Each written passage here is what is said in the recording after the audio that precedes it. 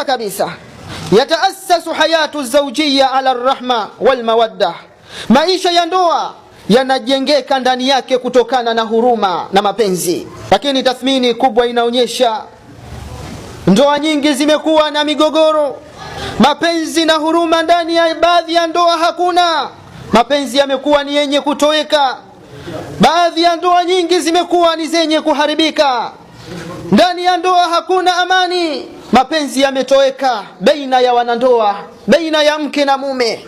Hata ukifika sehemu za mahakama, katika ofisi mbalimbali zinazosimamia masala ya ndoa, utakuta wanawake wengi wamejazana katika ofisi hizo, wakiwa wanadai haki zao za ndoa, wakiwa wanashtakia na kuelezea matukio ambayo yanayojiri katika ndoa zao, katika familia zao. Ndani ya ndoa na familia kumekuwa ni moto. Ukiuliza ni nini? Mapenzi yalitoweka na yamekwisha kuisha. Mapenzi hakuna tena, migogoro na ndoa zinakuwa ni zenye kuharibika.